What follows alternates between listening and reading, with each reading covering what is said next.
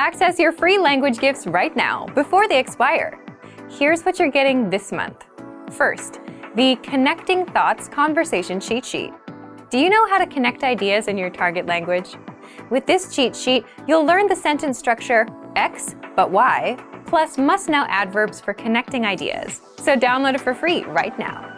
Second, the How to Stay Motivated with Language Learning ebook. If you want to know secrets and tricks that will help you stay motivated so you can stay consistent with your language journey and finally become fluent, you'll want this ebook. Download it right now. Third, can you talk about herbs and spices in your target language? Learn how to say garlic, ginger, pepper, and much more with this quick vocabulary bonus. Fourth, the 20 must-know hygiene words. If you're learning the language but don't know how to say toilet paper, soap, or toothpaste, then you definitely need this 1-minute vocabulary lesson. Fifth, do you know how to talk about the weather in your target language? If you don't, access this 1-minute lesson to learn 40 weather-related words and phrases. If you want to learn these words fast, use the free audio slideshow tool inside the lesson. Sixth, looking for a new language learning app? With the Innovative 101 app, you'll learn language fast and start speaking in minutes because the audio and video lessons are just 3 to 15 minutes long. Learning is that easy. Download Innovative 101 for free for the Android, iPhone, and iPad. And finally, the deal of the month. If you want to finally master the language with lessons by real teachers and our complete language learning program, get 33% off Premium or Premium Plus with the Monster Sale. To get your gifts and language learning resources, click the link in the lesson description below. Download them right now before they expire.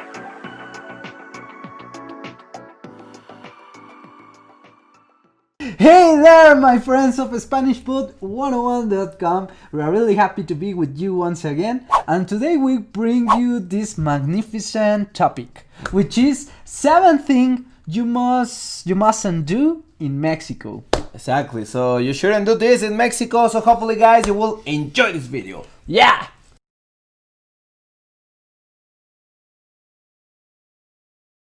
Okay guys, so in this video we're going to check some tips on what not to do in Mexico. Just avoid doing these mistakes, okay? So let's get started.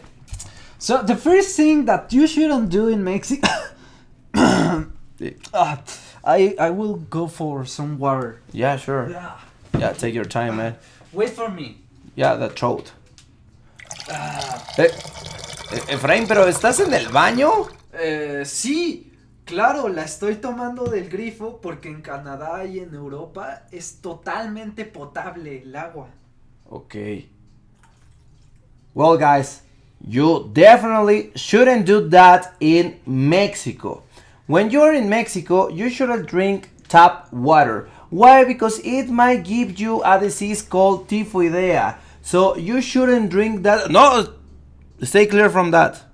Don't drink it.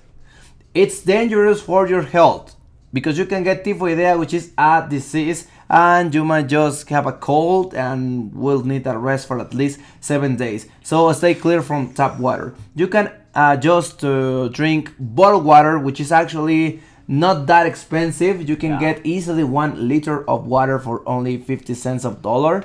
So that's not expensive at all. Stay clear from tap water. Don't do it. Not expensive at all, huh?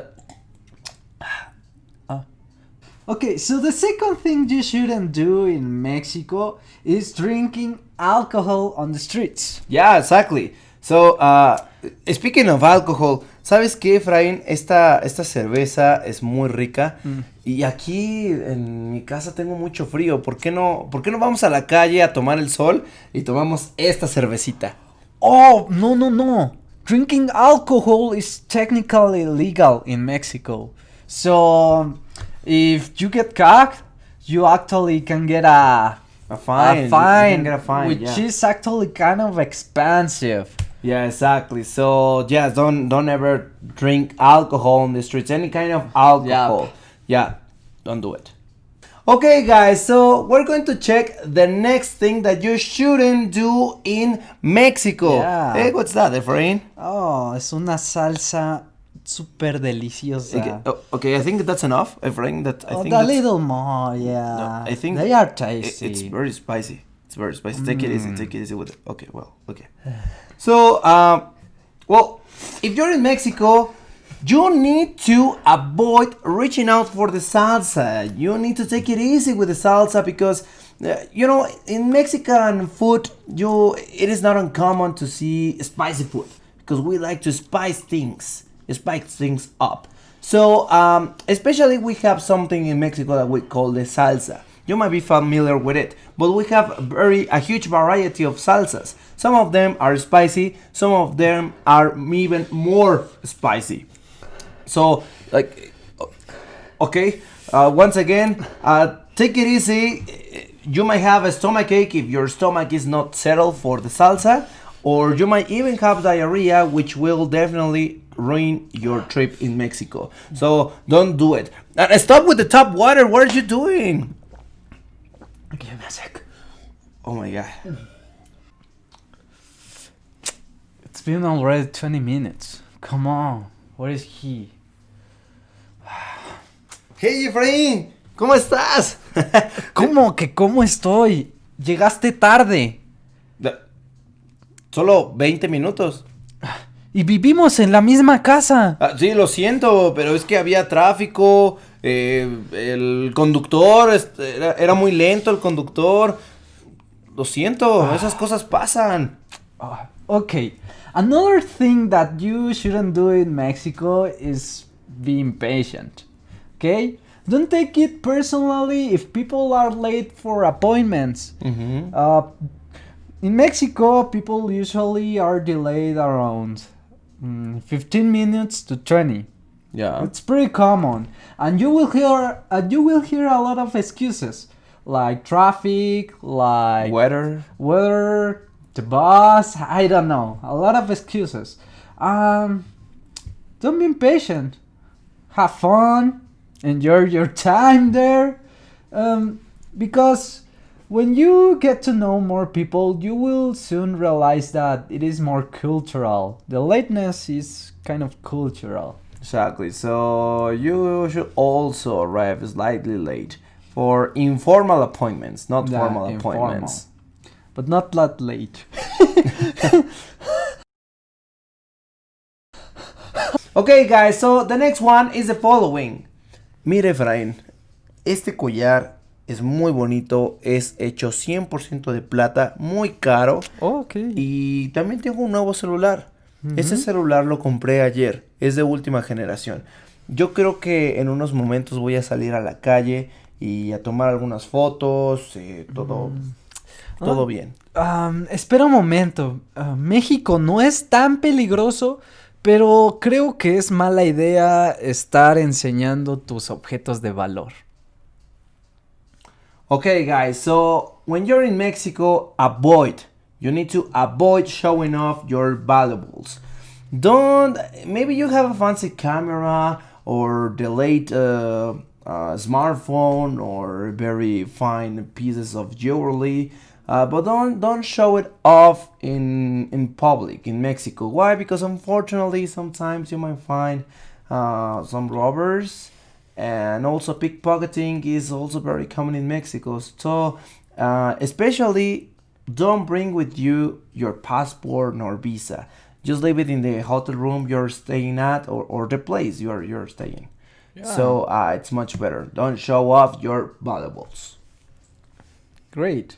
Okay, another thing that you shouldn't do in Mexico is underestimate markets and street markets, because they are the cultural center by excellence. You can find clothes, you can even find jewelry, you can find handicrafts, and they are cheap, and even food, amazing food. So don't underestimate them. Even if your Spanish is good, you can bargain some products.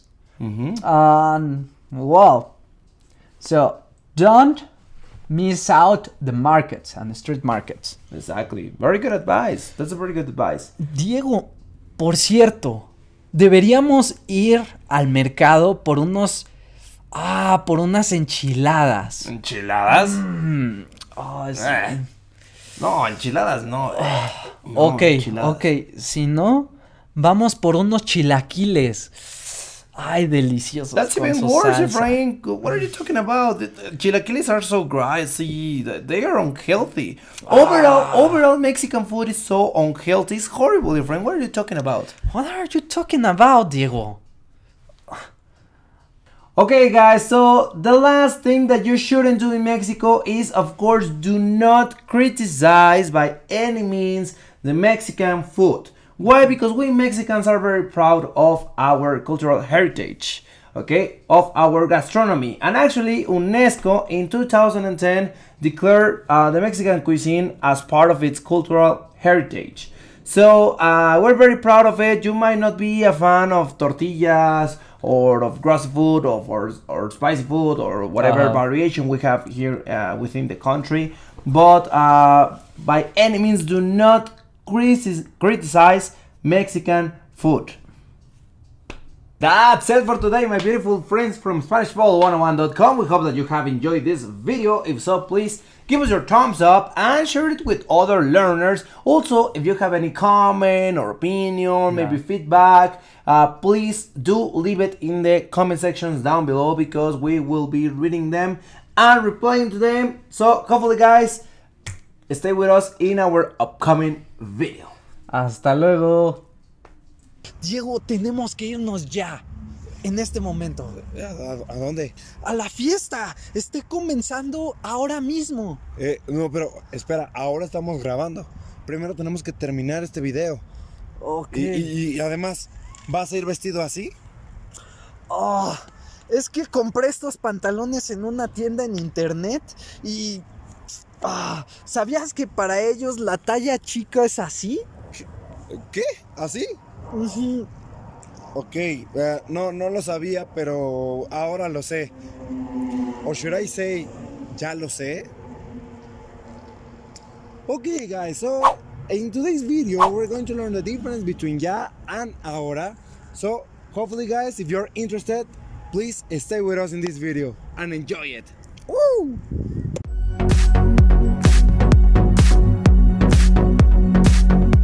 Okay, guys, so now in this video we're going to learn an essential difference between ya versus ahora. Sometimes these words could be seen as synonyms, and sometimes they are misused in some context. So in this video we're going to try to clarify these two concepts, and very important and widely used in Spanish.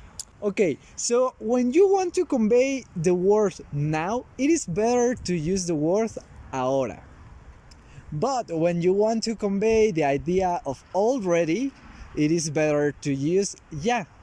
Sometimes they work as synonyms. When you want to say now, when something has to be done right now. When something has to be done right now, you can use either ya or ahora. So, for example, Efraín, no sé si llamarle a Sofía o no. ¡Llámale ya! No ¡Llámale ahora! Hazlo. Tienes razón. So at the beginning we use these two expressions, ya lo sé and ahora lo sé. So you use ya lo sé when you previously know this information, when it is obvious, or when you are pretty sure that you know that. For example, Diego, tenemos que grabar este video rápido, ya va a llover. Sí, bueno, eso ya lo sé, Efraín. I mean, it is obviously that it's raining. Okay, so now, when there is new information, something that you didn't know, in this case, you will use ahora, okay? So, when you use ahora, you basically are saying, now I know it. So there is a change in the information, something that you didn't know, and now you do. For example, Diego, es de muy mala suerte decirle a una chica que tiene el cabello de tu perro. What? No lo sabía, pero les disgusta mucho. Ahora lo sé. So basically what he said is that he didn't know that making that action was bad. And now he knows that because of his experience. So he couldn't have used ya lo sé. but ahora lo sé. But ahora lo sé. Now let's start with the negations. And here we have two expressions, ya no and ahora no. Okay, so you use ya no when you are doing an action and then you want to stop doing that. Exactly. Yeah. So you use ya no, but keep this in mind. You have to use ya no at the beginning of the sentence. Contrary to the English, when you put any more at the end. Exactly. For example, Efraín, ¿quieres un dulce? sí. ¿Quieres otro dulce? ¿Quieres otro dulce? Ya no. No, ya no quiero más dulces. I don't want candies anymore. Very good. Now we also have ahora no. And ahora no is a bit different than ya no, because ahora no is that you don't want to start doing that action. It's not something that it is an ongoing action, but rather that you don't even want to start that action. So I'm just like this, and then Efraín offers me some candies. ¿Quieres un dulce? No, ahora no. Estoy bien, gracias. No, not now. I'm good. Thank you. Now, in the next category, in this fight of ya versus ahora, is the sense of urgency. And so the difference here between them is slight. It's small. Yeah, exactly. Why? Because ya and ahora could both be translated as right now. Oh, However, in Mexico, we use ya for meaning at this precise moment, whereas we use ahora for meaning in a few minutes or a bit later. So, let me give you an example. If I call Efraín because the food is ready and I want him to come, I will say, Efraín, ven, la comida ya está lista. ya voy. However, that means like, yeah, I'm on my way right now. But if I say, Efraín, la comida está lista, Ahora voy. it means that maybe he's going to take a while in order to come for the food. Now, let's sum up this lesson. You can usually translate ya as already and now as ahora. And it is pretty similar to English. When you want to say already, you use ya. And when you want to say now, you use ahora. However, there are three main differences between them. Exactly. So we talk about the change in between the information that you didn't know and now you know, or the information that is pretty obvious that you know or that you already knew. Okay, so number one. Number two, we also talk about the urgency between ya and ahora, the slight difference that we have in Mexico. And number three, we talk about the negations, okay, when you use ya no and when you use ahora no. Okay. That's it for today, my beautiful family of SpanishPod101.com. Click on the notification so you can know when we just upload a new video. And subscribe to this channel, give us your thumbs up, and write your comments down below. See you in our next video. Hasta luego. Hasta luego. Tengo que escribir un ensayo sobre qué es lo que haré cuando salga de la universidad. Y bueno, aquí tengo una idea. Cuando termine mi carrera, trabajaré en una empresa muy importante. O se dice, voy a trabajar en una empresa muy importante. Oh, ok. Pasemos a la siguiente idea. Voy a ganar mucho dinero. O es, ganaré mucho dinero. ¿Cuándo dices voy y cuándo usas el futuro simple? Mira, es muy sencillo. Well, hello there, my beautiful family from SpanishPod101.com. So in this video, we're going to talk about when to use voy a plus infinitive and the future simple. We're going to try to clarify this difference. So please enjoy this video. Woo!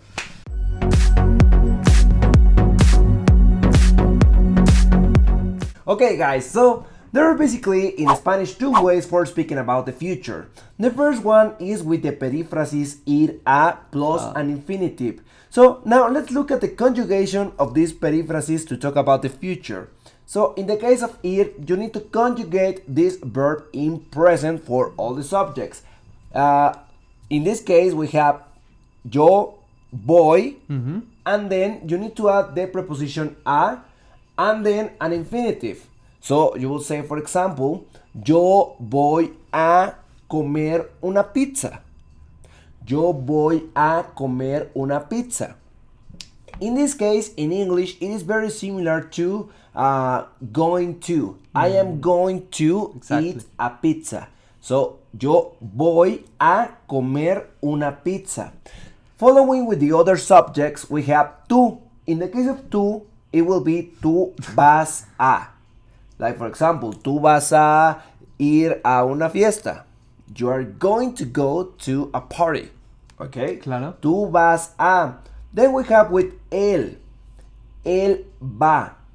Él va a leer un libro. Él va a leer un libro. Then we have nosotros. Well, in él is él, ella, or usted, right? Because it's the same conjugation. Él, ella, o usted. Then we have nosotros. And for nosotros, we will say nosotros vamos a. Nosotros vamos a estudiar una carrera. Nosotros vamos a estudiar una carrera. Like another one. Like we already have one, another one. Another one. It's okay. And last one is ellos, ellas, and ustedes. Ellos, ellas, and ustedes van. Ellos, ellas, and ustedes van a grabar un video. Claro. Okay. They are going to record a video. Nice. Okay. Nice, thank you. And now we have the conjugation of regular verbs in simple future. Let's take this verb for example. Comer. For first person, the end is going to be y. Yo comeré. Segunda persona, as. Tú comerás. Tercera persona, él, ella, usted. Terminación a. Él comerá, ella comerá, usted comerá. And another one, nosotros. En la terminación es hemos. Nosotros comeremos. Ajá. But what's going on with irregular verbs? Yeah, you missed only ellos, ellas, and ustedes. Yeah, but I just In this said case, it's just the ending and, like ellos, ellas, ustedes comerán. ellos comerán. Yeah, but I said, okay, let's continue. So now, in this case, this future is very similar to English with will. So in this case, yo comeré is very similar to I will eat. Tú comerás, you will eat, and so on and so forth. So that's another way for speaking about the future. However, in this case, we have some irregular verbs. But even though these are irregular verbs, they follow a pattern. What I'm saying is that, for example, one of these verbs is tener. Tener. Why is this irregular? Because the root is going to change. We wouldn't say yo teneré. Like comer, yo comeré. We wouldn't say yo teneré. But rather the root is gonna change and it's gonna be yo tendré. So you see, tender, that's the root. Yo tendré, tú tendrás, él tendrá, nosotros tendremos, ellos tendrán. So another verb very similar is saber. Saber. Yeah, Also yeah. venir. No, sorry, venir. That's also a good one. So Yo vendré. yo vendré, tú vendrás, él vendrá, nosotros vendremos. Very good. Excellent. So Saber. Saber is also why, because the root is now going to be saber. Okay, so it wouldn't be yo saberé, but rather yo sabré. Yo sabré. So this is how we must conjugate the future simple in Spanish. Yep. So when do we need to use simple future and when do we need to use the perífrasis verbal ir a? In this case, simple future, well, in all cases, simple future is more used for uncertainty. Uncertainty. Uncertainty. And we have an example. Yo estudiaré medicina. Good. Another example. A final de mes terminaré mi tesis y haremos una fiesta. Very good. Very good. So in this case, he's using the simple future. In the simple future, he's saying estudiaré medicina. I will study medicine. And in the second example, terminaré mi tesis. I will finish my dissertation. And I will make a party. Haré una fiesta. However, since he's using the future simple, it means that there's a certain degree of uncertainty. Why? Because he might not be able to finish his dissertation on time during this month, and therefore he won't be able to make the party. Now let's look at that big difference between the simple future and the planned future, or the perífrasis verbal ir a.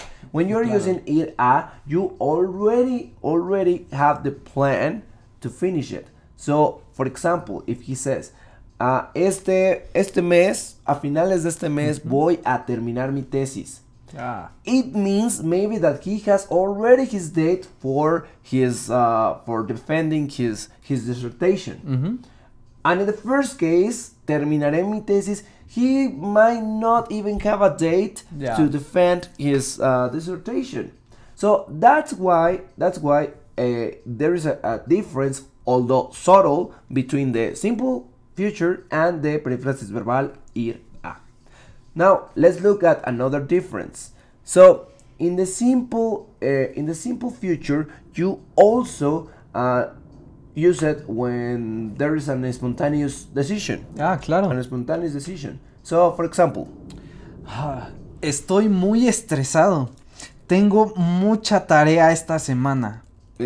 Tranquilo, yo te ayudaré. Whoa. So in this case, he's telling me right now I have a lot of stress because I have a lot of work to do. And then all of a sudden I'm saying, hey, yeah, don't worry, I will help you. Like, it's not something that I planned before, but something that is coming on right now. And I'm thinking about it, and it's like, okay, yeah, don't worry, I will help you. So it's not something that I had planned before, okay? And the planned future, the perífrasis verbal ir a, doesn't really need to be spontaneous. Okay, very good. Now, also, when you use the perífrasis verbal ir a, you're talking about the immediate future. Therefore, something that is going to pass and in a few minutes, in a few hours, okay, or recent, okay? So, for example, voy a ir a jugar fútbol esta tarde. So he has already plans to do it, and it is in the immediate future. Okay? So normally we use it in the immediate future, and that is already planned. So guys, as you can see, the difference between a simple future and perífrasis verbal voy a, ir a, is very subtle. Okay, so don't overthink when to use one or the other one, because anyway you will be understood. But just for this video, let's sum up. Exactly, so just remember that the simple future, we're going to use it for spontaneous decision and also to speak about uncertainty in the future. Whereas the perífrasis verbal, we're going to use it for the immediate future and also something that is already planned. Okay, so try to use it accordingly. That's it for today, my family of SpanishPod101.com. Thank you for watching us. Please subscribe to this channel, click on the notifications, write your comments down below, and if you like this, give us your thumbs up and share this video with other learners that want to know this difference. Exactly. So, see you in our upcoming video, guys. Hasta luego. SpanishPod101.com.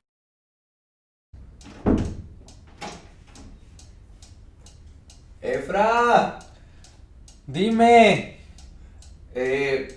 ya no hay... ¿cómo se dice? Papel higiénico, papel Sí, de baño. Ya no hay papel de baño. Oh, ¿y con qué te has estado limpiando? Efra, ¿qué haces? Ya te tardaste mucho. Es que no sé, solo quería reflexionar. ¿Y qué haces con ese destapacaños?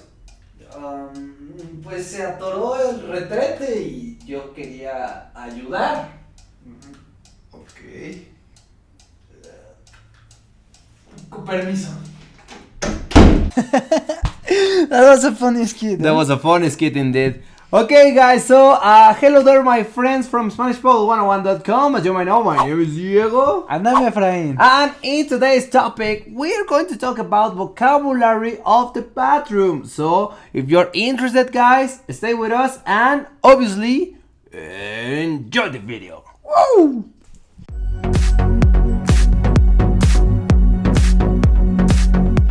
Have you ever needed something of the bathroom? Maybe a towel, maybe toilet paper. Okay, so when you are in a Spanish-speaking country, you will need these words. They are essential. So in this lesson, we are going to check key bathroom vocabulary words for you to learn them. The first one is baño. Baño. So in Latin America, this word could mean either restroom, bathroom, or shower. Baño. Good, nice. Okay, now let's continue with the basic vocabulary of the bathroom. This is what every bathroom should have at least. Number one, una regadera. Regadera means a washer. Okay? Regadera. También tenemos un lavabo. Lavabo. Sink. También tenemos un retrete. Retrete. Which is the toilet. También algunos baños tienen tina. Once again, tina. The bathtub. Y por supuesto también los baños tienen repisas. Repisas. Shelves. Okay, guys, now let's look at some vocabulary that you will need to use when taking a shower. So, what you will need for a shower essentially is number one, Jabón. Jabón. Soap. exactly. También usamos La esponja. Esponja. Sponge. exacto. O si no hay una esponja, podemos también usar El zacate. Zacate. which is another type of sponge, but the surface is rough. Yep. Okay. Para el cabello es indispensable El shampoo. Shampoo. Some people say shampoo. yeah, but It's the same. it's the same. Shampoo or shampoo. Uh-huh.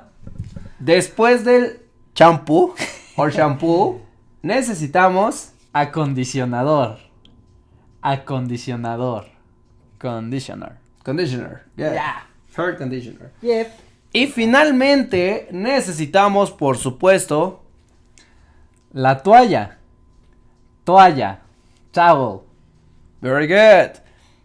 Entonces, chicos, recuerden que para bañarse necesitamos un jabón, para frotarnos el cuerpo, una esponja o un zacate. Claro. Para lavar nuestro cabello necesitamos shampoo y para darle un cuidado el acondicionador. Una vez que sales de la regadera, nos tenemos que secar con una toalla. Okay, guys, now let's continue with articles for personal care. And let's get started with the most essential one, which is Toilet paper. Papel higiénico o papel de baño. Toilet paper. exactamente. También es importante La crema corporal o crema. Corporal cream. exactamente. Posteriormente tenemos para el cabello artículos esenciales, por ejemplo, El cepillo. ujú, Cepillo. Es brush. a brush. Brush. Good. Exacto, un cepillo. O en su defecto también tenemos un... Peine. Peine. Comb. Exactamente, un peine. Perfecto. Para el cabello, para moldear nuestro cabello, moldearlo, es decir, darle una forma a nuestro cabello, He uses- usamos Gel. Gel. gel. Gel. Diego usa mucho gel. I don't use that much. Perfecto, ahora vamos a continuar con otra parte esencial que es la boca. La boca. Para eso tenemos, por supuesto, Cepillo de dientes. Cepillo de dientes o solo cepillo. Toothbrush. toothbrush. Perfecto. O el cepillo de dientes necesita a su acompañante, a su fiel acompañante. Pasta dental. Pasta dental. Or some people call it pasta de dientes. Pasta de dientes. Pasta de dientes o pasta dental. It is more common. Toothpaste. Pasta de dientes. Toothpaste. Very good. También es importante después de lavarte los dientes usar Hilo dental. Sorry. Hilo dental. el Which hilo is dental, which is the dental floss. Dental floss. Dental floss. I like that name in English. Dental floss. Hilo dental. Una vez que terminas, necesitas enjuagarte la boca. Y qué mejor que hacerlo con un sabor como menta. Ajá. Para eso necesitamos Enjuague bucal. Enjuague bucal. Which was... I can't remember. right mouthwash. now. Mouthwash. Is- It was on the tip of my mouth. Mouthwash. Of Very my good. tip of my tongue. In the tip of your tongue. Yep, that word. Now, also for personal care, if you don't like to have a beard or a mustache, you need to shave it. Okay? Uh-huh. And for that, we usually use a razor, which is Rastrillo. Rastrillo. exactamente un rastrillo. Very good.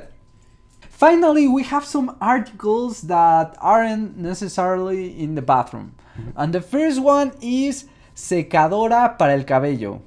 Secadora para el cabello. Which is... The dryer. The A dryer, dryer. una secadora para el cabello.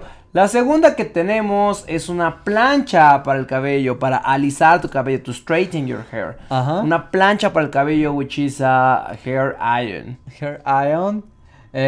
Lo siguiente puede ser un desodorante. Desodorante. Deodorant. Exactly. Y por supuesto también para oler bien podemos usar un perfume. Claro. Un perfume.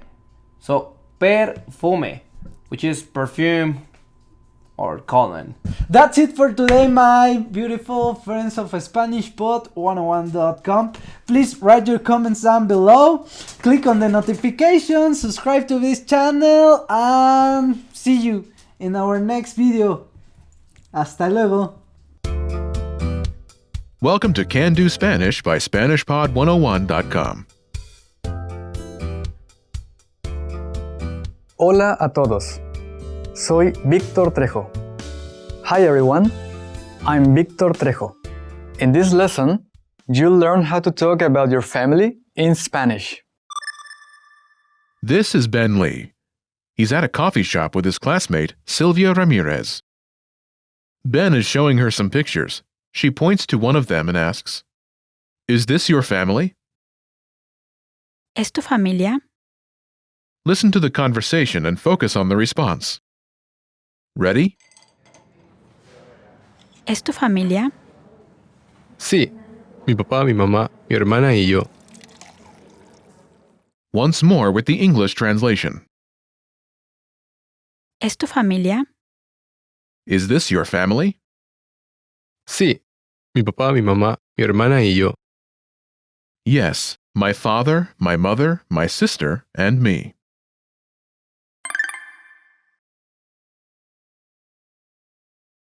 Let's take a closer look at the conversation. Do you remember how Sylvia asks, Is this your family?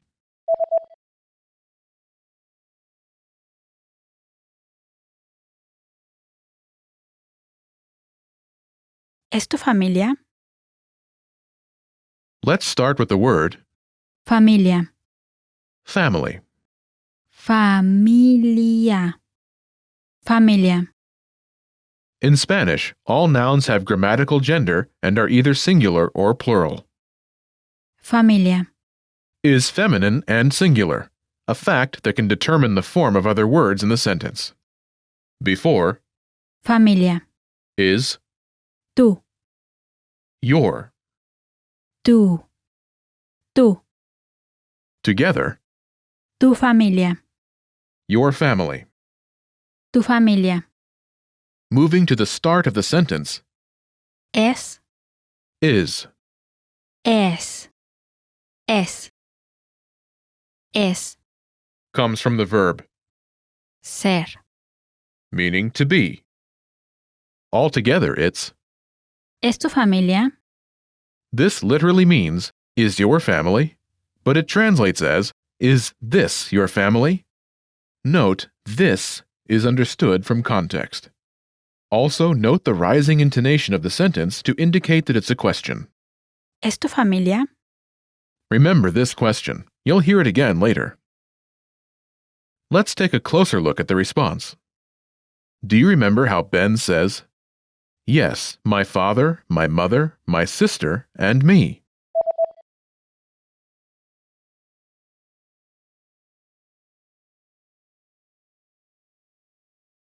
Sí, mi papá, mi mamá, mi hermana y yo. First is the expression, Sí. meaning yes. Sí. Sí. It answers Sylvia's yes or no question, is this your family? ¿Es tu familia? After this, Ben points to the picture and says, Mi papá, mi mamá, mi hermana y yo. first is, Mi papá. my father, Mi papá. Mi. my, Mi. Mi. Papá. father, Papá. Papá. together it's, Mi papá. my father. Mi papá. Next is, Mamá. mother, Mamá. Mamá. Mi mamá. my mother. Mi mamá. After this is, Hermana. sister, Hermana. Hermana. Mi hermana. my sister. Mi hermana. Next is, Y. and. Y. Y. Last is, Yo. which translates as me in this context. Yo. Yo. Altogether, it's, Mi papá, mi mamá, mi hermana y yo. my father, my mother, my sister, and me. Mi papá, mi mamá, mi hermana y yo.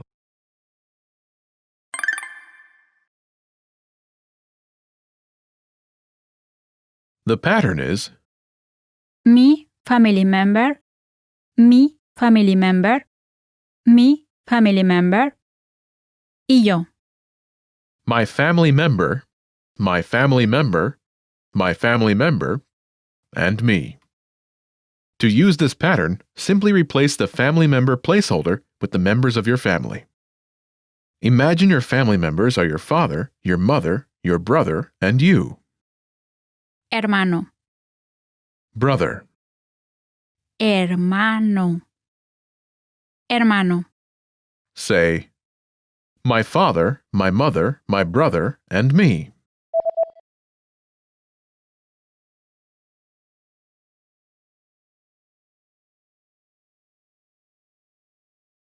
Mi papá, mi mamá, mi hermano y yo.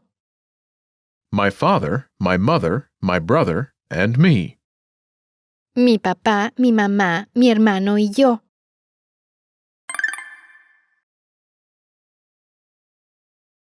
Let's look at some examples. Listen and repeat or speak along with the native speakers. Mi papá, mi mamá, mi hermana y yo. Mi papá, mi mamá, mi hermana y yo. Mi papá, mi mamá, mi hermano y yo. Mi papá, mi mamá, mi hermano y yo.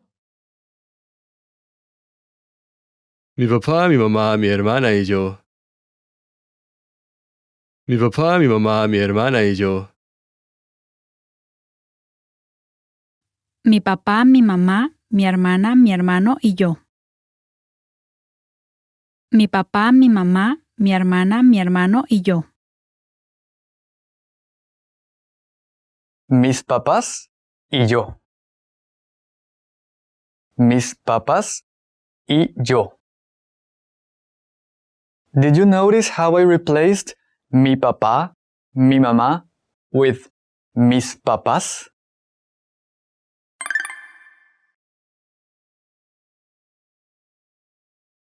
Mis papás y yo. My parents and me. The phrase Mis papás. literally means my father's, but translates as my parents. Mis papás. Papás. Parents. Papás. Papás. Papás. Is plural, a fact that will determine the form of other words in the sentence. Before this is Mis. my. Mis. Mis. Mis. Is plural to agree with. Papás. Mis papás y yo. My parents and me.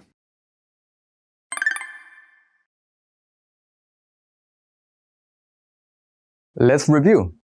Respond to the prompts by speaking aloud. Then repeat after me, focusing on pronunciation. Ready? Do you remember the word for yes? Sí. Sí. And the word for father? Papá.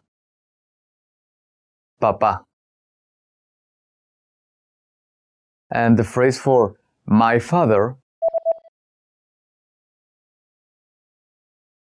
Mi papá. Mi papá. Do you remember the word for mother? Mamá. Mamá. Do you remember the word for sister? Hermana. Hermana. Do you remember the word for and? Y. Y. And how to say me? Yo. Yo. Do you remember how Ben says, my father, my mother, my sister, and me?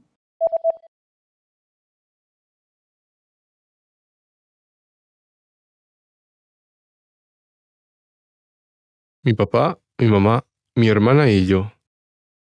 Mi papá, mi mamá, mi hermana, y yo.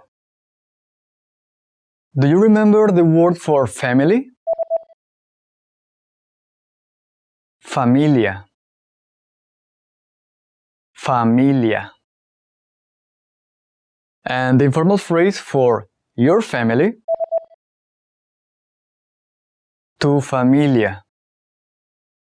Tu familia.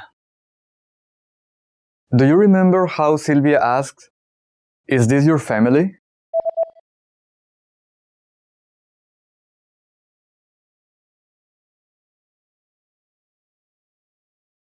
¿Es tu familia?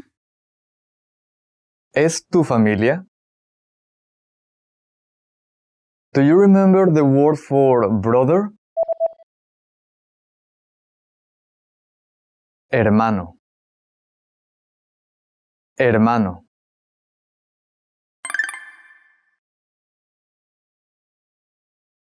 Let's practice. Imagine you're Sasha, Ben's younger sister.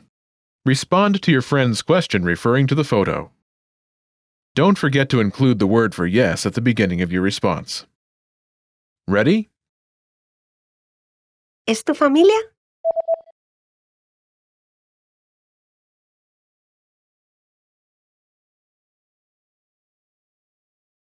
Sí, mi papá, mi mamá, mi hermano y yo. Listen again and repeat. Sí, mi papá, mi mamá, mi hermano y yo.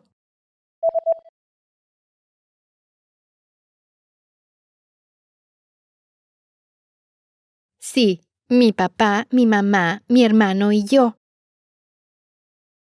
Let's try another. Imagine you're Ben's classmate, Ricardo.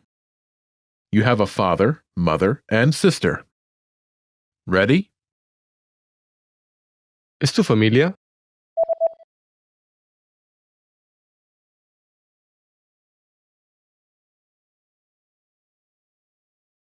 Sí, mi papá, mi mamá, mi hermana y yo. Listen again and repeat.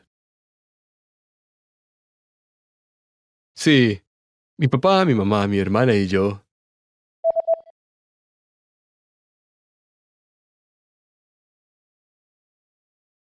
Sí, mi papá, mi mamá, mi hermana y yo. Let's try one more. Imagine you're Ben's classmate and language exchange partner, Sylvia. You have a father, mother, sister, and brother. Ready? ¿Es tu familia?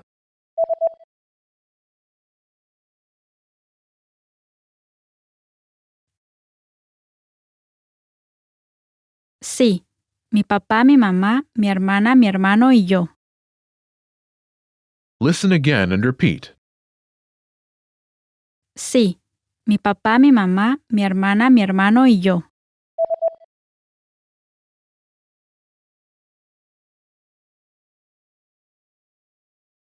Sí, mi papá, mi mamá, mi hermana, mi hermano y yo.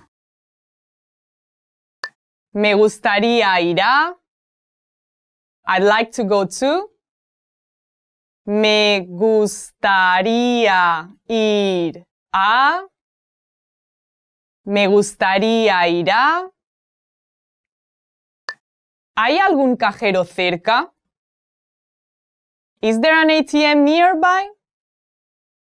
¿Hay algún cajero cerca? ¿Hay algún cajero cerca? Por favor, cuéntame más sobre. Please tell me more about. Por favor, cuéntame más sobre. Por favor, cuéntame más sobre. Tienes buen gusto. You have good taste. Tienes buen gusto. Tienes buen gusto. ¿Tienes tiempo el próximo sábado? Do you have time next Saturday? ¿Tienes tiempo el próximo sábado? ¿Tienes tiempo el próximo sábado? Llegué tarde porque no pasó el autobús. I am late because the bus did not show up. Llegué tarde porque no pasó el autobús. Llegué tarde porque no pasó el autobús. Silencio, por favor. Please, keep quiet. Silencio, Por favor. Silencio, por favor. ¿Tienes alguna pregunta? Do you have a question? ¿Tienes alguna pregunta? ¿Tienes alguna pregunta? No me encuentro bien. ¿Puedo ser excusado hoy? I don't feel well. Can I be excused for the day?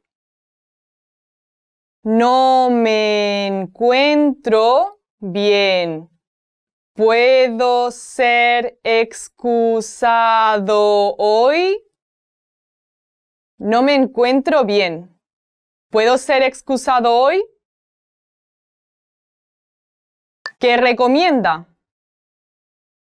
What do you recommend? ¿Qué recomienda? ¿Qué recomienda? ¿Este plato tiene... Does this dish contain any... Este plato tiene... Este plato tiene... No puedo comer, beber. I can't eat, drink. No puedo comer, beber. No puedo comer, beber. Me gusta. I like to. Me gusta. Me gusta. ¿Cómo está el tiempo? How's the weather?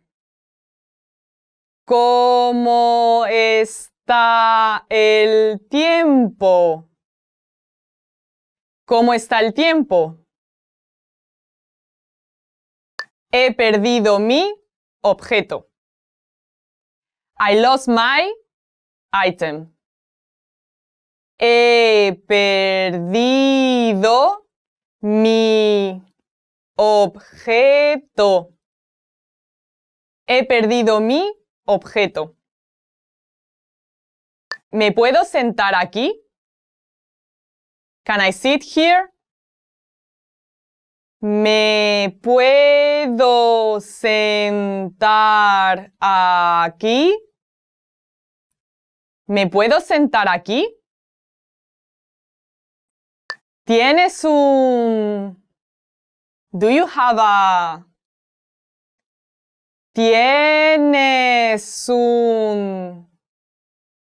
¿Tienes un... Estoy buscando un... Una. El. La. I'm looking for a... The. Estoy buscando un, una, el, la.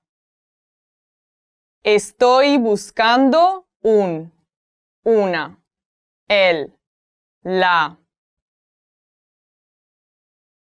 Mi correo electrónico es...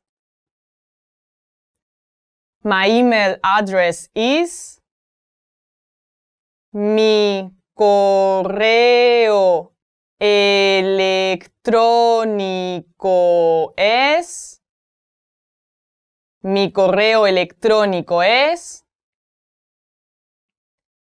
¿A qué te dedicas? What do you do?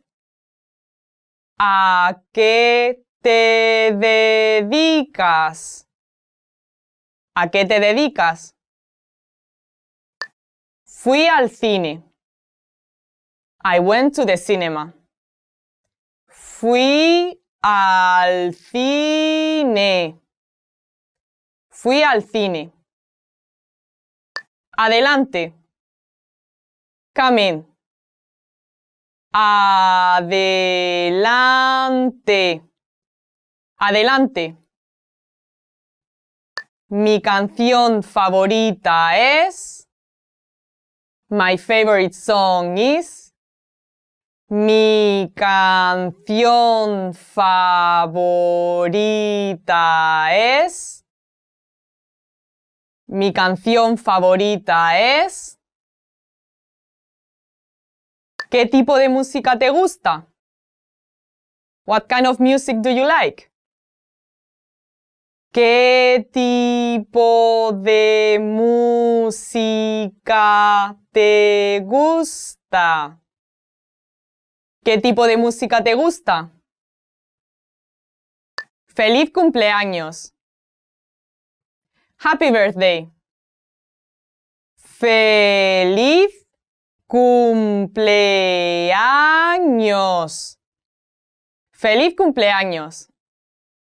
Hola amigos, soy Romina, tu profesora de español. Bienvenidos a una nueva lección. And today I'm going to talk to you about one of my most favorite things of all the world, of all Latin America and Spain. And that is la siesta. La siesta significa the nap, okay? I'm sure you know about this. We are pretty famous about la siesta time, and that's what we're going to talk about today. So in Latin America and Spain, la siesta time, it's between roughly, right? Between 2 o'clock in the afternoon and 5 o'clock in the afternoon. When people try to just catch up with a little bit of a nap between work. Obviously, not everybody can do this, particularly if you have a full-time job that requires for you to be at your workplace from, let's say, 8 o'clock or 9 o'clock till 6 o'clock in the afternoon. Obviously, those people can't really have a nap. But for example, kids in school or teenagers as well, or shop owners, they usually stop doing whatever they're doing between 2 o'clock and 5 o'clock in the afternoon. They have 1 or 2 hours, depending on how much time they have, to just nap for a little bit. Okay, so now I'm gonna share with you a couple of expressions that we have in Spanish with nap and siesta. So the first time is tomar una siesta. Can you repeat, please? Tomar una siesta. Tomar una siesta. So the literal translation of tomar una siesta is to take a nap.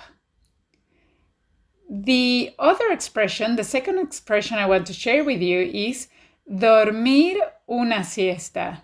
So this is very similar to the other one. It's just that instead of saying to take a nap, I'm just going to say to sleep a nap. But obviously in English it's translated as to have a nap or to take a nap.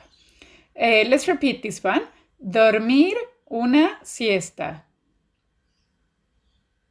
Dormir una siesta. So similar to this one, as you can see here, the only thing you change is the article, okay? So instead of saying una, you're going to say la. Dormir la siesta. So that basically means to nap. Repeat, please. Dormir la siesta. Dormir la siesta. So let's see these expressions in action. Here I have a couple examples. The first one is, tengo sueño. Voy a dormir la siesta un ratito. So here I just said, I'm sleepy. I'm going to nap a little bit.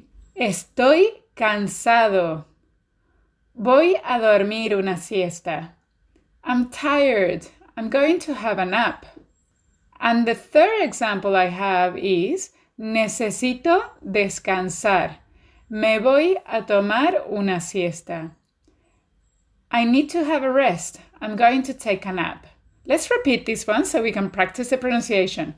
Tengo sueño. Voy a dormir la siesta un ratito. Estoy cansado. Voy a dormir una siesta. Necesito descansar. Me voy a tomar una siesta.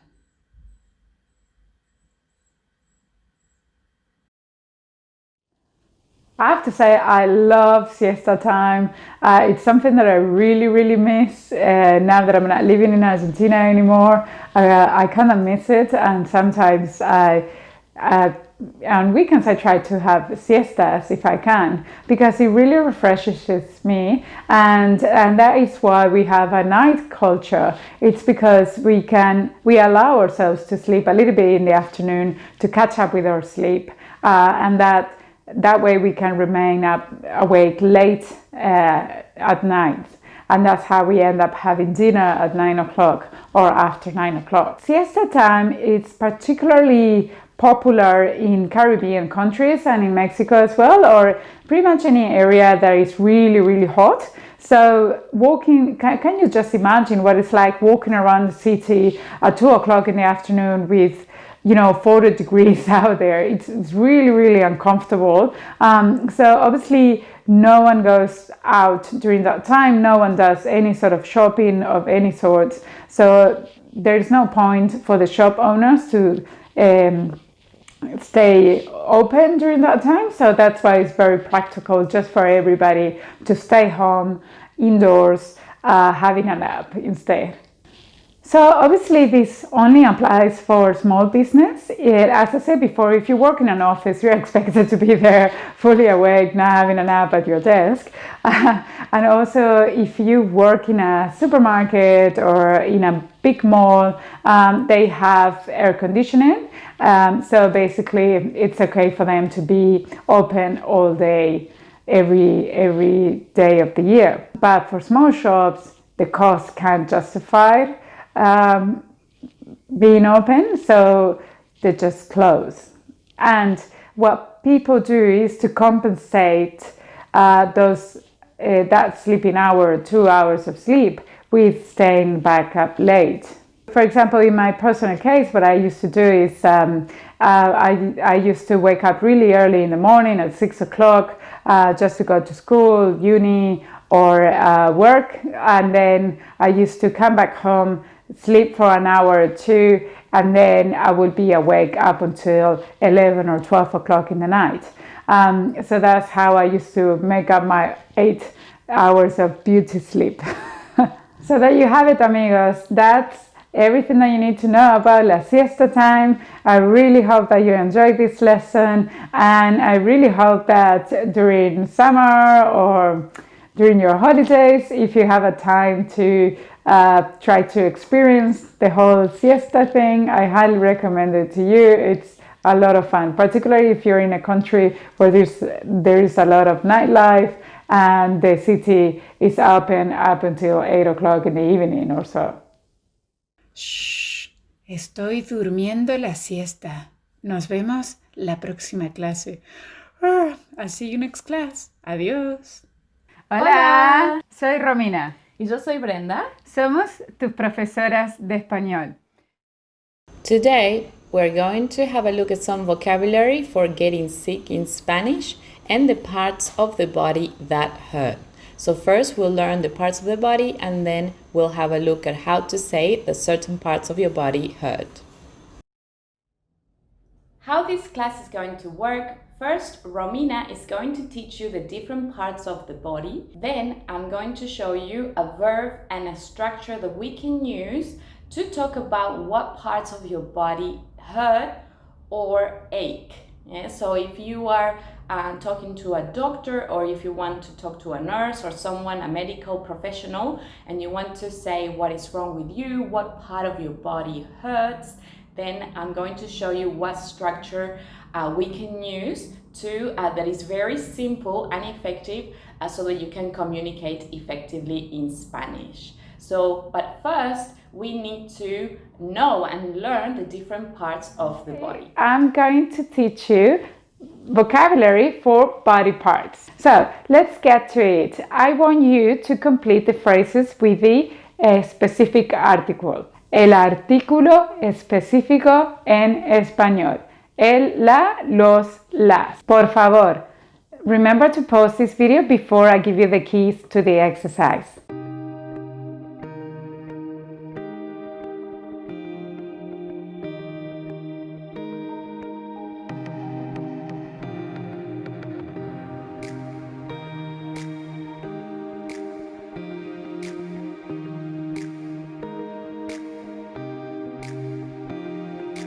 Please repeat.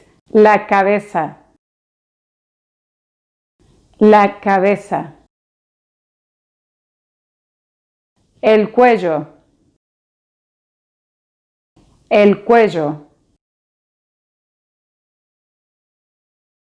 El hombro. El hombro.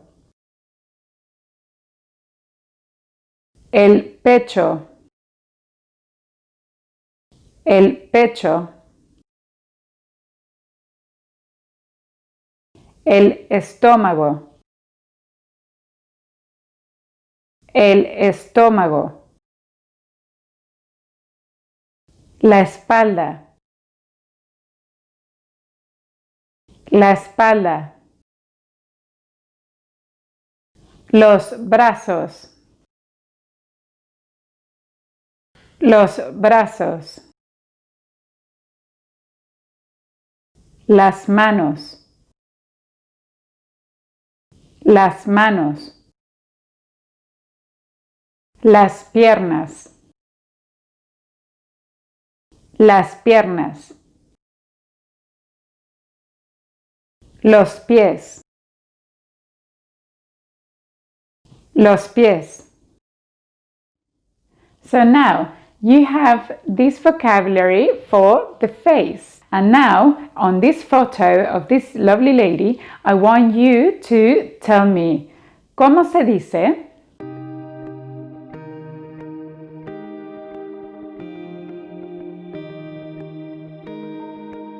Se dice la boca, la nariz, los ojos, los dientes, pelo o cabello. In some countries, they prefer to say pelo. In other countries, they prefer to use the word cabello. Por favor, repite. La boca. La nariz. Los ojos. El pelo o el cabello. Los dientes. Muy bien.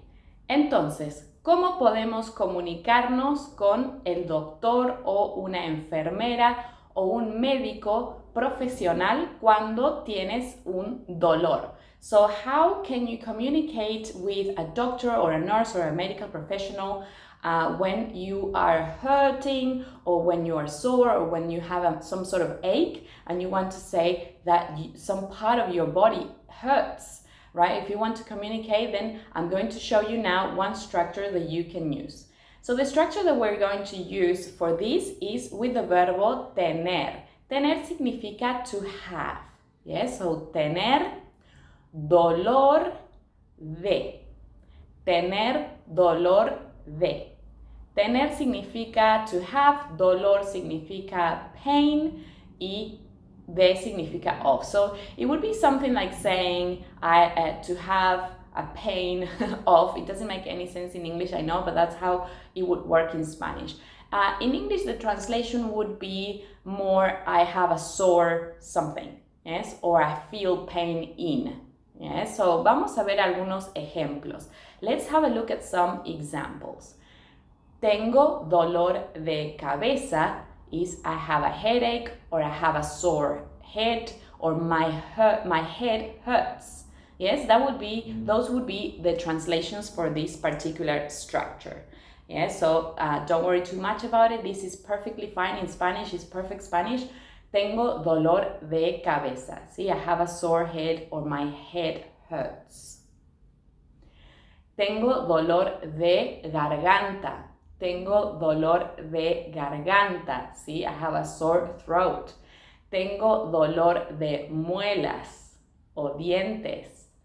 Tengo dolor de muelas. I have a toothache or my teeth hurt. Tengo dolor de espalda. ¿Sí? Tengo dolor de espalda. So my back hurts. I have a backache. You see, can you see here the translations? We're just saying what part of our body hurts. ¿Qué significa tengo dolor de piernas? Tengo dolor de piernas. My legs are sore. Muy bien. Tengo dolor de pecho. Tengo dolor de pecho. See, my chest hurts, etc. So you can use this structure and then put any part of the body to express or to mention that that part of the body is hurting or is sore.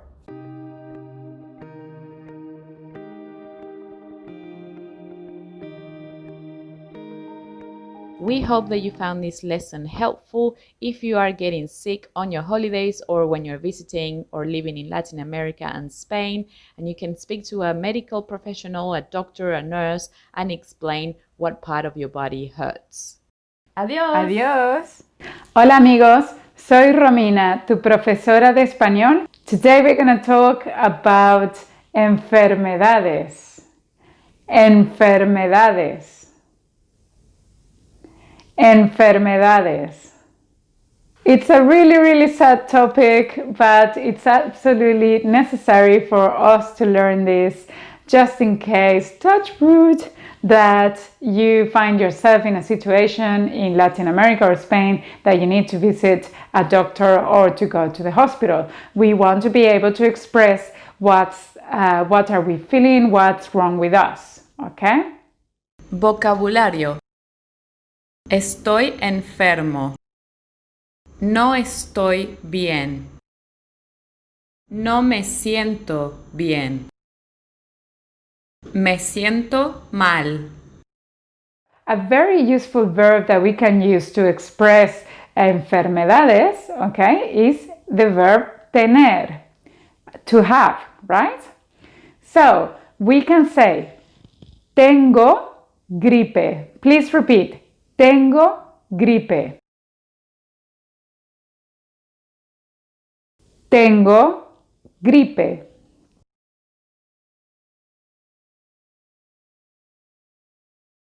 Tengo un resfrío.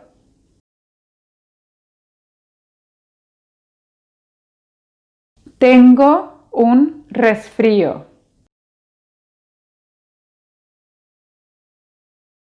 Tengo fiebre. Tengo fiebre. Tengo tos. Tengo tos. Tengo náuseas. Tengo náuseas. Tengo vómitos. Tengo vómitos.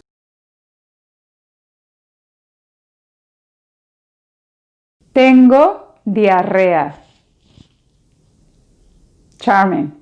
Tengo diarrea. So, these phrases that we were just saying with the verb tener are to express illness or disease, right? So now we're gonna see other expressions with the same verb, but with followed by the preposition de. These expressions are used to express ache, pain in the body, right? So let's get to them. The first one is tengo dolor de. So that's the expression tengo dolor de cabeza. So here I'm saying I have a headache. Please repeat. Tengo dolor de cabeza. Tengo dolor de cabeza. Tengo dolor de cuello. Tengo dolor de cuello. Tengo dolor de garganta. Tengo dolor de muelas. Tengo dolor de estómago. Tengo dolor de espalda. Tengo dolor de piernas. Another very common expression that we can use to express pain in our body or aches is with the verb doler. So this is a little bit similar to gustar. You have to think if the word following the verb is singular or plural. Let me explain you this with an example, okay? So I can say, tengo dolor de cabeza, or I can say, me duele la cabeza. In this case, of course, I have only one head. But let's say, for example, I have two heads instead. So, if I have two heads, I would say, me duelen las cabezas. So, I'm keeping an eye over the fact that I'm talking about a plural noun, okay? And therefore, I have to say duelen, which is the plural form with the ending en. If you're talking about a singular thing, you're going to say me duele. But if you're talking about two or more, you're going to talk about plural, me duelen. Let's see this with some other examples. Please repeat. Me duele la cabeza. Me duele el cuello. Me duele el hombro. Me duele el pecho. Me duele la garganta. Me duele el estómago. Me duele la espalda. Me duelen las piernas. Me duelen los pies. Me duelen las manos. Me duelen los brazos.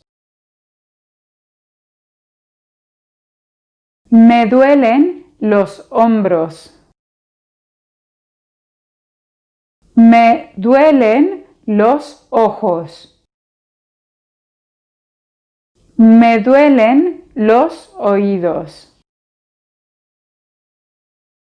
Me duelen los músculos. Okay, amigos, now you're going to have on screen a few phrases where someone explains their enfermedad and you have to match it with the correct picture, okay? Let's see if you understand qué significa.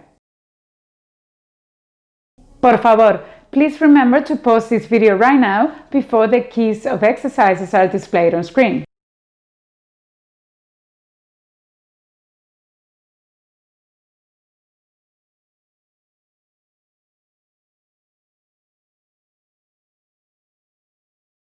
Respuestas. Me duelen los oídos. Tengo tos. Tengo gripe. Me duelen los ojos. Tengo dolor de estómago. Me duele la cabeza. No me siento bien. Now, let's practice el verbo doler. So, on screen you're going to get a part of the body. Remember to look. ¿Es singular? ¿Es plural? Bien, si es singular, necesitas me duele. Pero si es plural, necesitas me duelen. Por favor, please remember to pause this video right now before the keys of exercises are displayed on screen. Take as long as you need. Número 1. Respuesta. Me duele el hombro. Me duele el pecho. Me duelen las manos. Me duelen los ojos. Me duele la garganta. Me duele la espalda. Me duelen los músculos. Me duelen los brazos. Muchas gracias. Nos vemos en la próxima clase. See you next class. Hola, bienvenidos. Soy Brenda, tu profesora de español. Today we are going to go to the hospital and we're going to have a look at some useful vocabulary that you can use, particularly if you're traveling or if you ever feel sick and you need to go and see a professional. Let's start with some vocabulario. Repite después de mí. Repeat after me. Sala de espera. Sala de espera. Sala de emergencias. Sala de emergencias. Doctor. Doctora. Doctor es para referirse si es masculino y doctora es femenino. So if you have a male doctor, you have to call them doctor. Doctora is a female doctor. Enfermero. Enfermero. Enfermera. Enfermera. Again, so enfermero is a male nurse and enfermera would be a female nurse. Seguro médico. Seguro médico. Prescripción. Prescripción. Síntomas. Síntomas. Medicina. Medicina. Medicamentos. Medicamentos. So in this case, these two options are synonyms, medicina o medicamentos. Descansar. Descansar. Tomar. Tomar. Pastilla. Pastilla. Píldora. Píldora. Vendas. Vendas. Inyección. Inyección. Gotas. Gotas. Tiritas. Tiritas.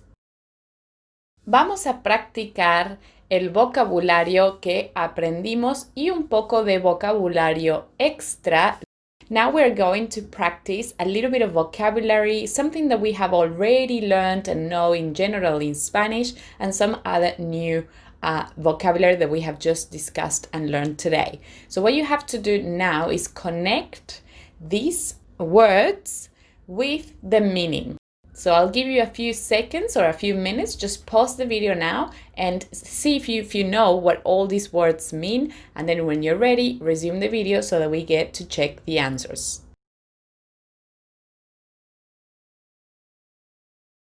Respuestas. Cama significa bed. Boca significa mouth. Sala de emergencia significa emergency room. Gripe significa flu. Grave significa serious. Cardíaco significa heart condition. Seguro médico significa health insurance. Tos significa cough. Fiebre significa fever. Sala de espera significa waiting room. Y descansar significa to rest. Vamos a practicar un poco de vocabulario. Let's practice some vocabulary. ¿Cómo se dice en español? How do you say these words in Spanish? So how do you say tablet, hospital, doctor, band-aid, pills, bandage, nurse, injection, drops? You can pause the video now and when you're ready, You can resume the video to check the answers. Respuestas. Se dice pastilla, hospital, doctor, tiritas, medicina o medicamentos, píldoras, también es una opción, so if you chose píldoras here, it's also correct. Vendas, enfermero o enfermera, inyección, gotas. Muy buen trabajo. Let's move on now to some useful phrases that you can use in case you need to see a doctor. Most hospitals in the major cities in the Latin world and the Hispanic world in general will probably have someone that speaks English, but it's very smart if you do learn a few words or a few phrases just in case you really need them when you're traveling or if someone is in need when you are there as well. Quiero que repitas estas frases después de mí. So I want you to repeat these phrases after me. Necesito un doctor. Necesito un doctor. Es urgente. Es urgente. Es grave. Es grave. Estoy embarazada. Estoy embarazada. Sufro de epilepsia. Sufro de epilepsia. No puedo respirar. No puedo respirar. Soy alérgico a la penicilina. Soy alérgico a la penicilina. Soy diabético. Soy diabético. Soy asmático. Soy asmático. Soy cardíaco. Soy cardíaco. So all these options here with all these expressions or phrases with the verb soy, you need, if you are a female, if you're a woman, you have to say alérgica or diabética, asmática, and cardíaca. And if you are a man, then you have to say alérgico, diabético, asmático, cardíaco. Vamos a practicar. Let's practice. What you can see now on screen are some sentences that are not in the correct order. So what you have to do is reorder the sentences based on the phrases and vocabulary that we have learned today. Just pause this video to have a look and maybe write it down in a piece of paper. And when you're ready, resume the video to check the answers. Respuestas. Tengo dolor de cabeza. Me siento mal. Me duelen las manos. No me siento bien. Necesito un doctor. Soy alérgico a la penicilina. Estoy embarazada. Tengo fiebre y vómitos. O tengo vómitos y fiebre. Something very important to have in mind is that the verb will change depending on who's talking. So be also mindful of the differences in terms of the verb when you want to express something that is happening to you or when the doctor is asking if something is happening to you. So for example, estoy enfermo is for you as a patient. The doctor will say estás enfermo. Okay, o tengo fiebre, doctor will say tienes fiebre. Soy alérgico, the doctor will ask eres alérgico. Necesito descansar will be I need to rest. The doctor will say necesitas descansar. So if you open your ears to these little minor differences, you will be able to understand what the doctor talks to you about you and not I. Escucha con atención esta conversación entre el paciente y el doctor. Now we're going to do a listening activity in Spanish, and I want you to pay attention and listen to this conversation between a patient and the doctor. First, we're going to just listen to the conversation, and after the first time, we'll listen to it again, but this time we'll have the dialogue on screen so that you can follow. Just pay attention and see how much you can understand. Hola, ¿cómo estás? Ay, estoy mal, doctor. No me siento bien. ¿Qué te duele? ¿Cuáles son los síntomas? Tengo dolor de cabeza, me duele la espalda y me duelen los músculos. ¿Tienes fiebre? No. ¿Eres diabético o asmático? No. Muy bien. Abre la boca, por favor. Respira profundo. Ay, ¿es grave, doctor? No es grave. Tienes gripe. Necesitas descansar y unos medicamentos. Aquí tienes la prescripción. Toma una pastilla cada 6 horas con comida. Gracias, doctor. Hola, ¿cómo estás? Ay, estoy mal, doctor. No me siento bien. ¿Qué te duele?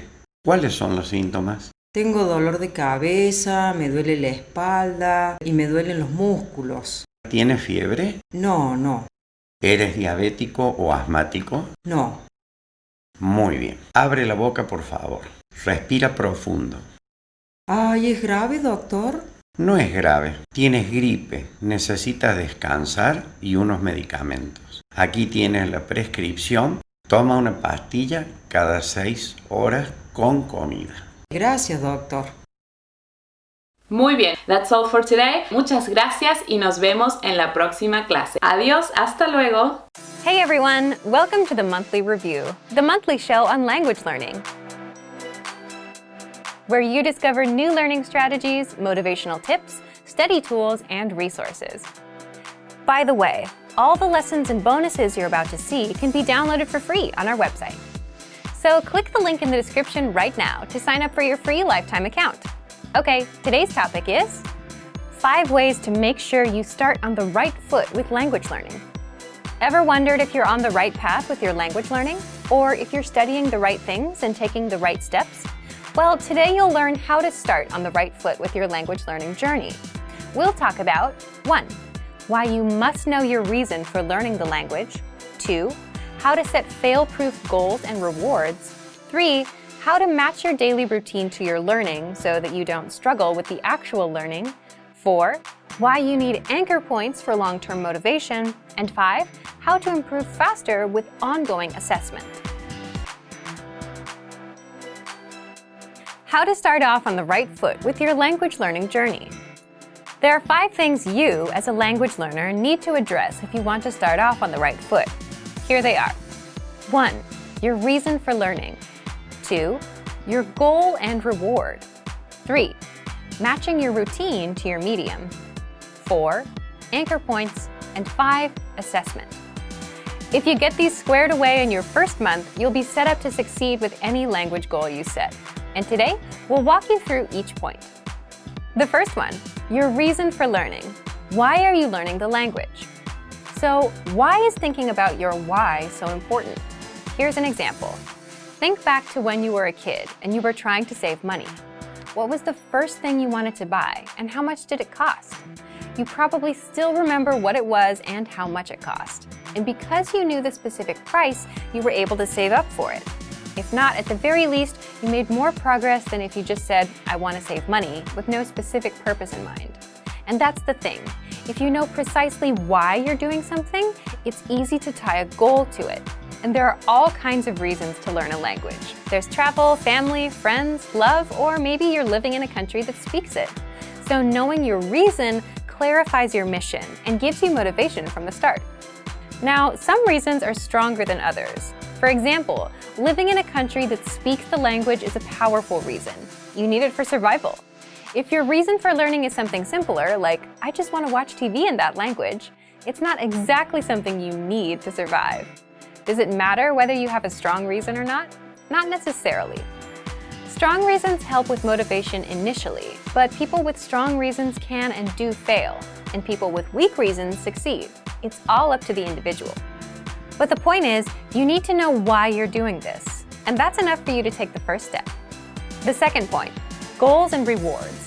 Once you've clarified your reason, it's time to set your goals. If you want to succeed, your goal can't just be, I want to be fluent one day. Why?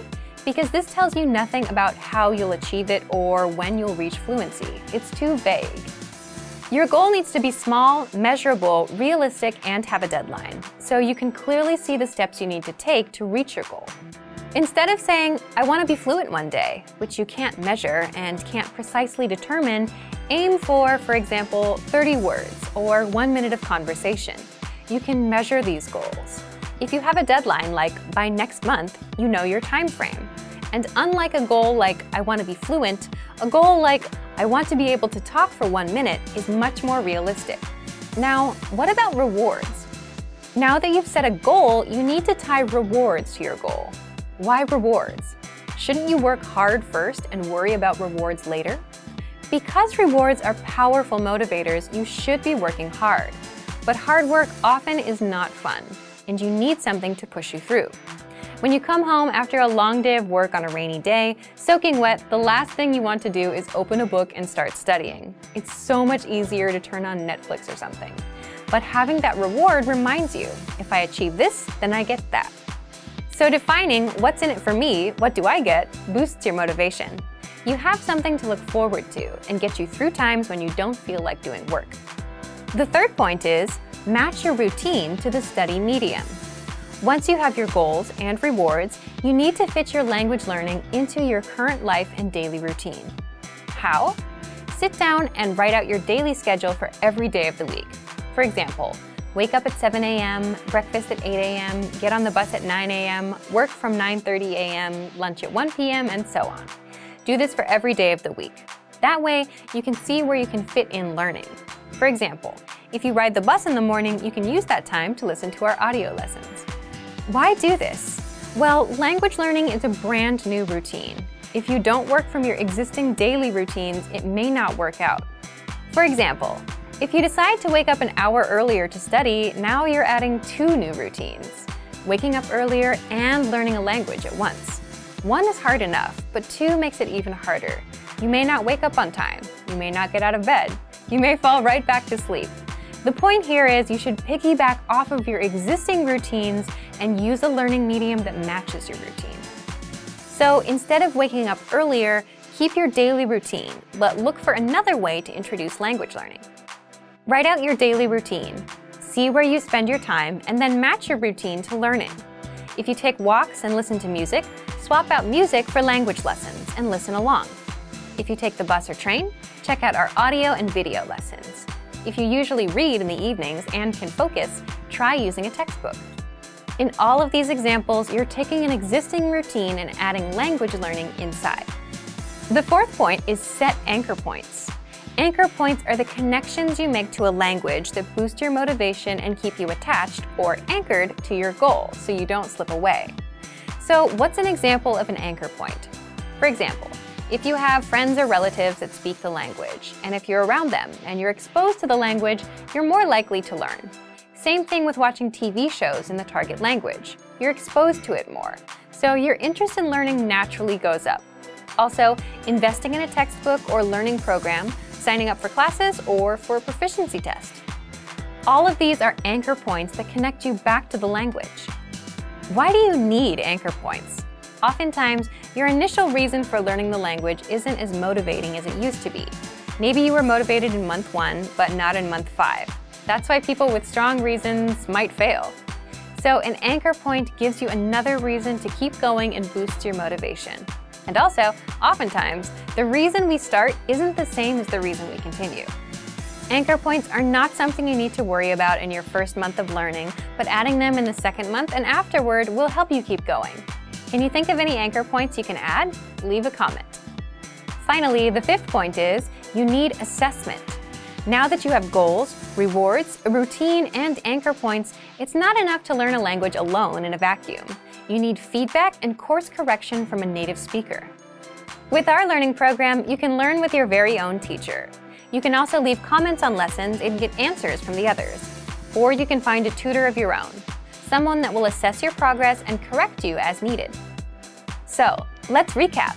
There are 5 things you, as a language learner, need to address if you want to start off on the right foot. 1. Clarify your reason for learning. 2. Set goals and rewards. 3. Match your routine with your study medium. 4. Set anchor points. And 5. Get ongoing assessment. So thank you for watching this episode of Monthly Review. Next time, we'll talk about how to deal with missed language goals and failure. If you enjoyed these tips, hit the like button, share the video with anyone who's trying to learn a language, and subscribe to our channel. We release new videos every week. And if you're ready to finally learn language the fast, fun, and easy way and start speaking from your very first lesson, get our complete learning program. Sign up for your free lifetime account right now. Click the link in the description. See you next time. Bye! Want to cut your language studying time in half? In this video, you'll discover how learning a language using PDF lessons is convenient, efficient, and can help you cut your studying time nearly in half. Many people give up on their dream of learning a second language because traditional classroom instruction is too much of a hassle. Between getting to class, studying on someone else's schedule, and just the sheer expense of the books and tuition, traditional learning can be tough. Many people simply give up. Online classes are an option, but sometimes limited data plans can derail the dream of learning a new language. Fortunately, there is a solution: learning language using PDF lesson notes. Let's take a closer look at how studying language lessons in PDF format can help you reach your dream in about half the time of normal video or audio lessons. First, print all lessons in PDF tools and take them with you anywhere. Sometimes a tiny smartphone screen just isn't adequate, especially when you're trying to learn something new. The great thing about PDF lessons is that they can be quickly printed and taken anywhere after you download them. In fact, printing out lessons in PDF format can actually save you time when compared to going through the material on a smartphone with a small screen, even with the extra printing time. Second, they're a great study tool to boost retention and mastery. Studying video or audio lessons online is a great way to learn a language because students can play and rewind sections as many times as needed until the lesson is mastered. But when you review the same lessons again in PDF format, an incredible thing happens. Your retention dramatically improves. Thanks to time-spaced repetition, seeing the information again in written format helps reinforce the information in your mind and improves both retention and recall. The benefits of learning a language using PDF lessons quickly add up to significant time savings for you, your data plan, and your dream of learning a new language. Third, all lessons in PDF format include in-depth instructor notes. We have thousands of HD video and audio lessons, and each one includes a PDF version with a line-by-line transcript, so you can read along with the lesson as it appears online. In addition to the line-by-line transcript, all lessons include in-depth instructor notes with more information, sample sentences, explanations, and translations. The additional information and notes help you learn faster and with greater mastery than using the video or audio lessons alone. And when paired with language learning video games, video and audio lessons, or other study aids, our PDF lessons help you reach your dream of learning a new language faster and easier than many traditional classroom settings. Fourth, you can download the world's largest online collection of lessons by real instructors. Planning on going on vacation and don't know if you'll have reliable internet service? If you're learning through PDF lessons, it's not a problem. Once you download lessons in PDF format to your smartphone, PC, or favorite media device, they are yours to use and keep forever. Once downloaded, you can either print out or access your lessons in PDF format, regardless of internet access. When you consistently learn through PDF lessons, the time savings and benefits quickly compound. From quicker access to faster learning, PDF lessons can potentially reduce total study time required to learn a concept.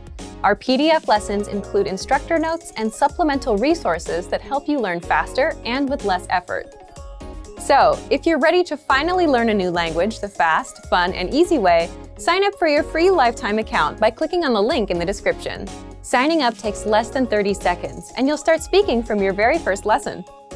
If you enjoyed these tips, hit the like button, share the video with anyone who's trying to learn a new language, and subscribe to our channel. We release new videos every week.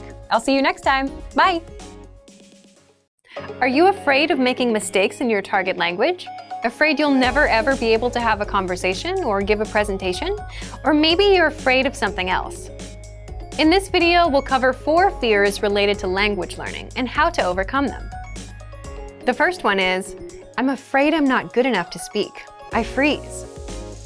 Do you feel like you're not good enough to speak yet? A lot of people can relate to this one. Probably all language learners have felt this at some point. It's a pretty common fear. Here are some tips to overcome it. First, speak from day one.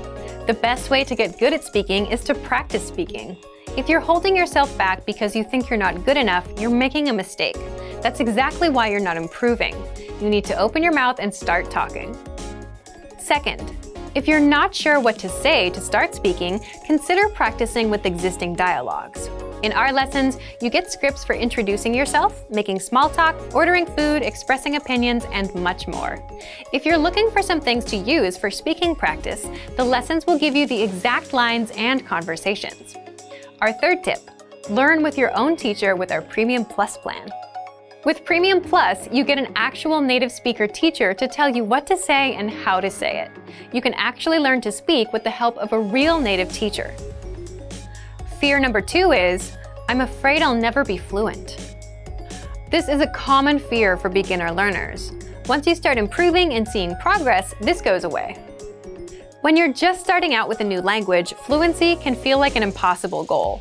There are so many new things to learn and so many methods you can use. It's easy to get overwhelmed with all the options. But you can't let yourself fall into that trap. The longer you keep at it, the better your language skills will become. And slowly, you'll stop worrying about fluency. What's important is that you put in time and continue working on moving forward. So, how do you overcome worries about never becoming fluent? How do you motivate yourself to continue? First, set small, specific goals instead of just saying, I want to become fluent. How do you know when you've become fluent? Fluency is hard to determine. Instead of creating a vague, hard-to-understand goal for yourself, focus on working towards smaller goals. For example, set goals like being able to introduce yourself or having a 5-minute conversation. Something you can measure, so you'll know when you've reached it. Fluency can be difficult to measure. If you set goals that you can measure, you can track your progress. This helps keep your motivation up over time. The third fear is, I'm afraid I'm not actually learning or making progress. If you're afraid you're not making progress, there are a few things you can do right now. First of all, review.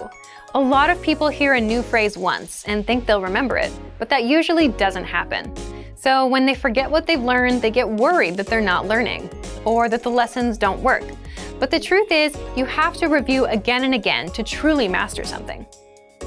Second, use the dashboard to track your progress.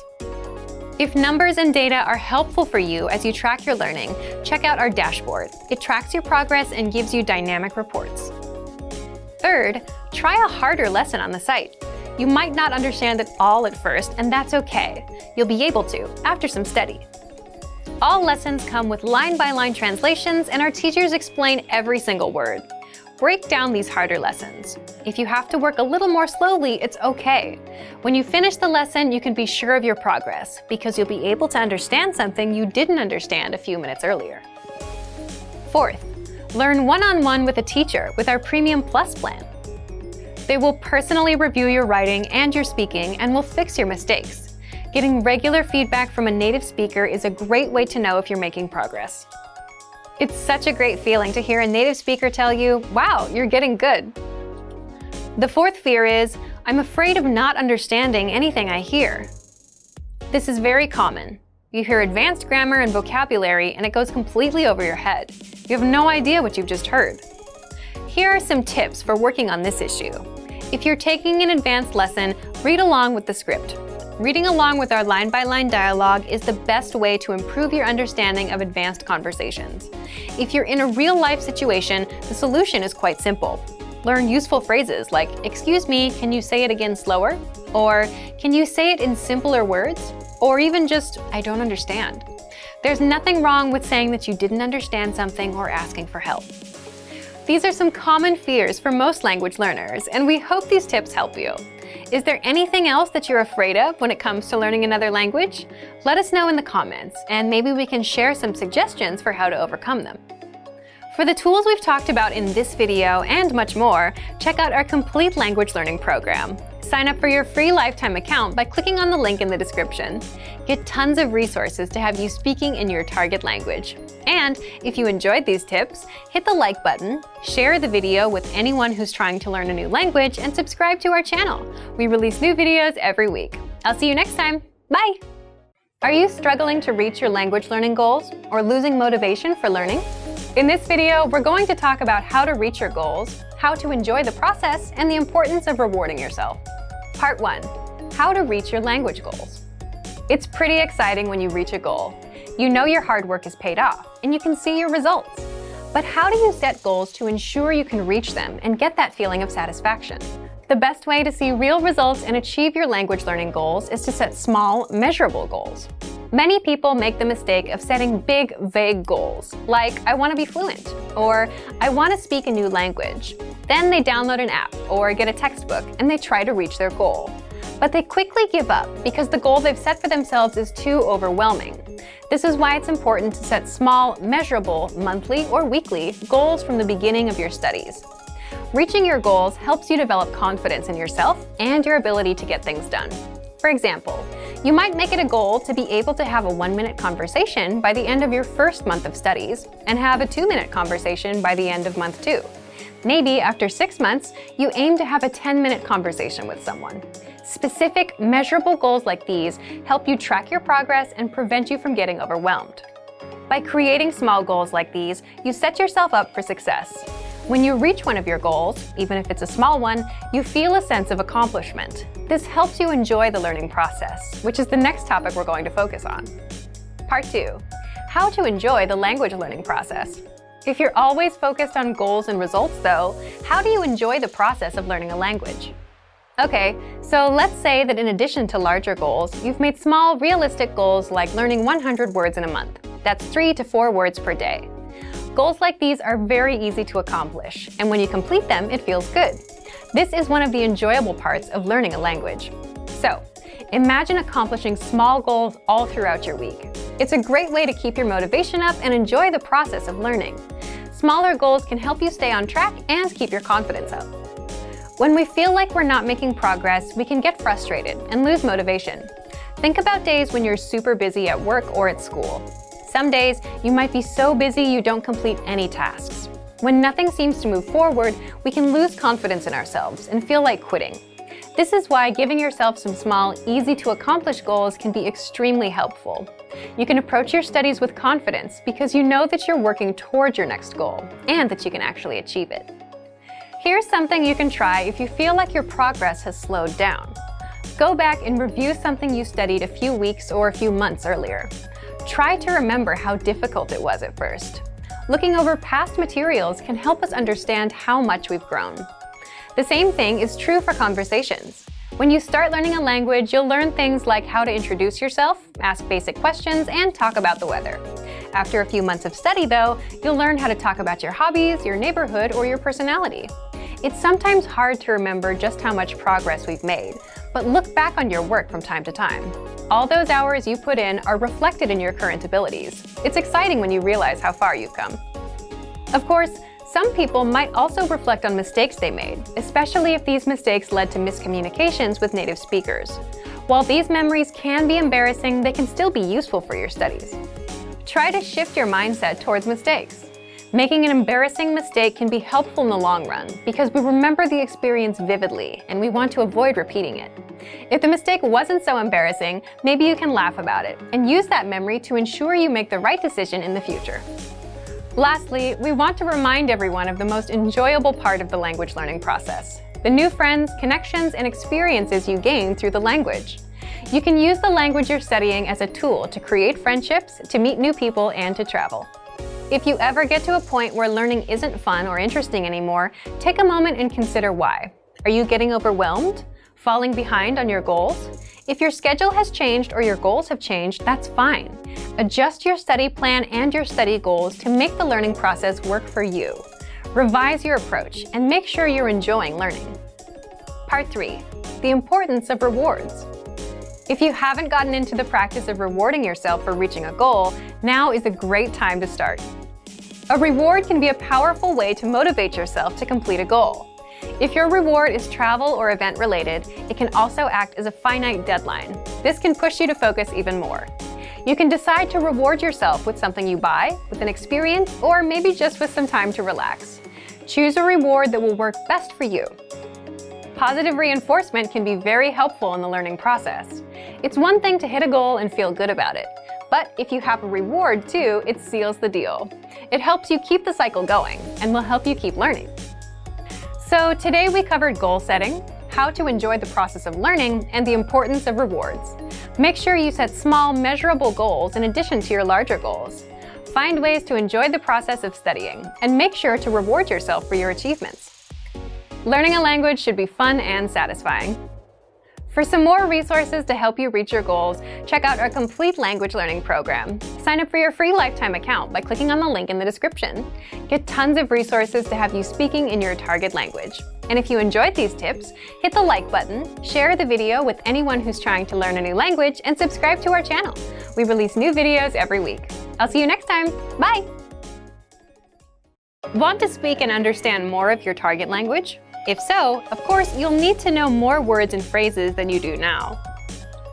In this video, we'll cover 5 ways to master new words and phrases fast. Number 1. Use our free vocabulary list. This is a free library of vocabulary and phrase lessons for all kinds of situations.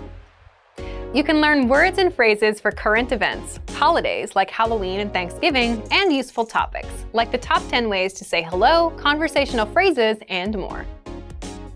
You'll learn phrases that you won't find in textbooks. If you want to learn extra fast, use the slideshow tool. Just tap or click on View Slideshow, then sit back and review the words and phrases. Find the vocabulary list in the vocabulary drop-down menu on the site. These vocabulary lists are free for all users. Number 2. Take the audio and video lessons. One of the best ways to learn new words is by hearing and using them in conversations. This is because it gives you the opportunity to understand how the words are actually used. In every lesson dialogue, you'll likely come across some words you don't know. But don't worry, because our teachers translate everything. When you hear the conversation again at the end of the lesson, you'll be familiar with the words you didn't know at first. Number 3. Learn with our 2,000 most common words list. A quick question. How many words do you think you need for conversational fluency? 3,000? 5,000? It's actually not as many as you think. Language experts say you need about 1,500 words to reach conversational fluency. With our 2,000 most common words list, you'll get access to key vocabulary words you need to boost your conversation skills. The words are broken down into simple categories, such as adjectives, nouns, verbs, food, drinks, numbers, months, and so on. So you can go category by category and focus on what you're most interested in first.